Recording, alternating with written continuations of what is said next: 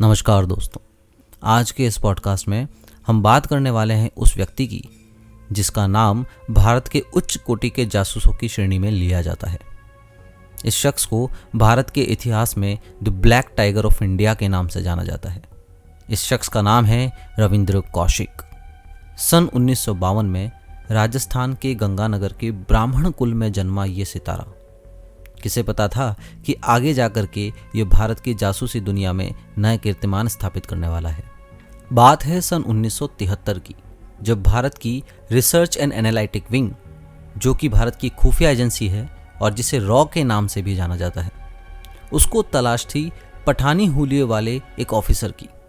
दरअसल रॉ उस समय एक मिशन प्लान कर रहा था और उसके लिए वो एक उचित कैंडिडेट की तलाश कर रहा था। और ठीक उसी समय रविंद्र कौशिक रॉ के रिक्रूटर्स की नज़र में आते हैं। रविंद्र कौशिक एक लंबे कद, गोरे रंग, अपने बेबाकपन और अदाकारी में माहिर होने के कारण से इस असाइनमेंट के लिए परफेक्ट कैंडिडेट साबित हो रहे थे।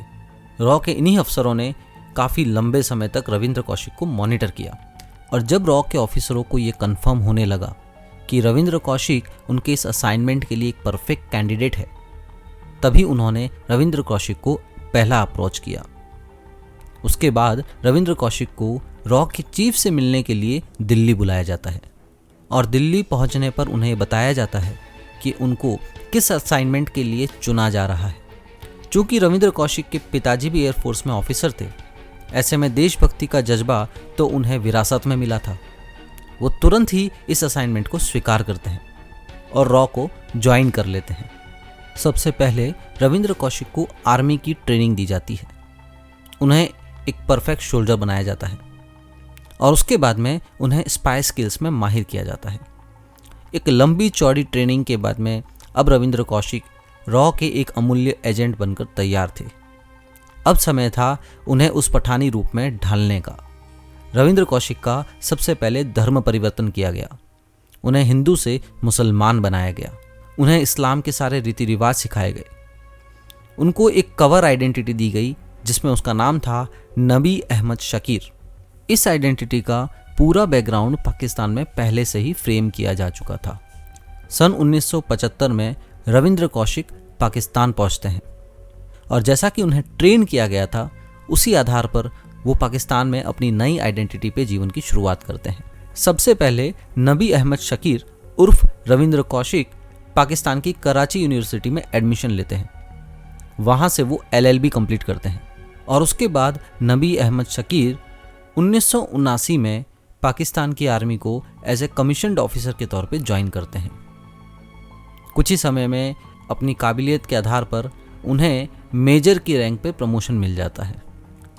इसी दौरान रविंद्र कौशिक अपनी पाकिस्तानी आइडेंटिटी को और मजबूत करने के लिए पाकिस्तानी आर्मी में उनके साथ में काम कर रहे एक शख्स की बेटी से निकाह कर लेते हैं।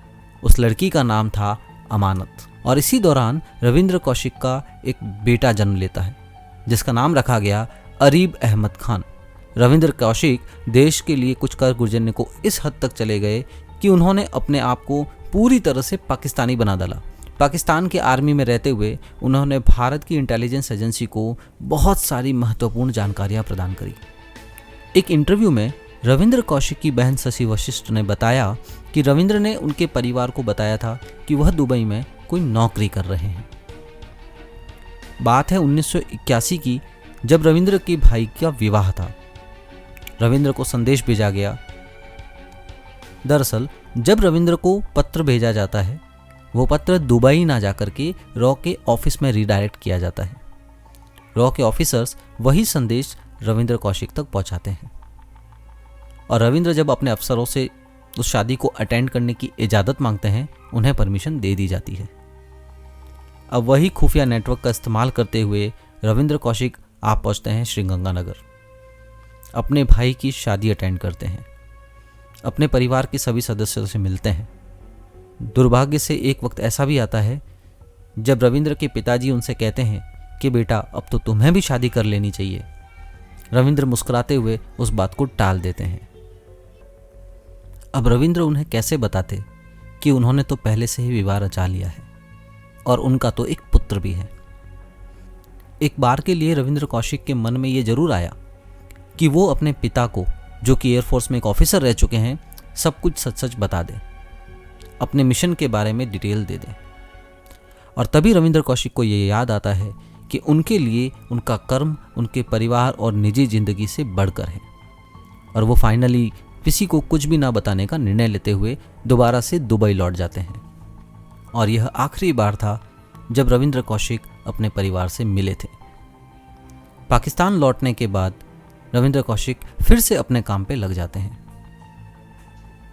अब समय आ गया था सितंबर 1983 का, जब रॉ अपने एक खुफिया मिशन के लिए अपने एक नए लो लेवल ऑपरेटिव, जिसका कवर आइडेंटिटी नाम था इनायत मसीह, उसे पाकिस्तान भेजती है। मगर दुर्भाग्यवश मसीह की ये आइडेंटिटी पाकिस्तान की जॉइंट काउंटर इंटेलिजेंस ब्यूरो को पता लग जाती है और उसे गिरफ्तार कर लिया जाता है। गिरफ्तार होते ही जब इंटरोगेशन की जाती है तो मसीह पाकिस्तान की इंटेलिजेंस नेटवर्क को बताता है कि पाकिस्तान पहुंचते ही उसकी मुलाकात रविंद्र कौशिक से होनी तय थी। और यही रविंद्र कौशिक पाकिस्तान की आर्मी में अपनी कवर आइडेंटिटी के जरिए मेजर के पद पे तैनात है। सूचना मिलते ही सन 1983 में रविंद्र कौशिक को पाकिस्तानी आर्मी के द्वारा गिरफ्तार कर लिया जाता है। 1979 से लेकर के 1983 के अपने इस कार्यकाल में रविंद्र कौशिक ने भारतीय खुफिया विभाग को पाकिस्तान के atomic power station, atomic bomb program और डिफेंस नेटवर्क से रिलेटेड कई सारी महत्वपूर्ण खुफिया जानकारी दी। इसके अलावा भारतीय खुफिया एजेंसी के द्वारा जब भी रविंद्र कौशिक से कुछ डिटेल मांगी जाती, वो छानबीन करके उस मुद्दे पर पुख्ता जानकारी भारतीय इंटेलिजेंस नेटवर्क को प्रोवाइड कराते थे। रविंद्र कौशिक भारत के एक महत्वपूर्ण एसेट थे। दुर्भाग्य से अब वो पाकिस्तान की जेल में बंद थे। पकड़े जाने के बाद रविंद्र कौशिक ने भारत सरकार को कई बार पत्र लिखा, भारत सरकार से कई बार मदद मांगी, मगर भारत सरकार ने एक न सुनी। और भला सुनते भी कैसे? जब भी देश अपने किसी भी सीक्रेट स्पाई को दूसरे देश में कोई मिशन के लिए भेजता है, ये बात तो उसी समय तय हो जाती है कि यदि वो व्यक्ति उस देश में पकड़ा गया तो भेजने वाला देश उसकी कोई जिम्मेदारी नहीं ले सकता, क्योंकि ऐसा करने पर देश की इंटरनेशनल पॉलिसीज़ पर बहुत बड़ा इम्पैक्ट पड़ता है। और न केवल इंटरनेशनल पॉलिसी, बल्कि दो देशों के बीच में वॉर लेवल तक के डिस्प्यूट्स क्रिएट हो सकते हैं। और रविंद्र कौशिक के केस में भी बिल्कुल वही हुआ। आखिर में एक लंबे अंतराल के बाद नवंबर 2001 में रविंद्र कौशिक वीर गति को प्राप्त हुए। तो ये थी कहानी the black tiger of India की। ये थी कहानी उस रविंद्र कौशिक की जिसने अपना पूरा जीवन देश को समर्पित कर दिया। देश के इस लाल के अपने त्याग और कर्म के आगे हम नतमस्तक हैं। यदि आपको मेरा ये पॉडकास्ट पसंद आया है तो लाइक, सब्सक्राइब और शेयर करना ना भूलें। अगले वीक इसी तरह की कुछ रोचक कहानी और जानकारी के साथ हम दोबारा आपके सामने आएंगे। तब तक के लिए धन्यवाद।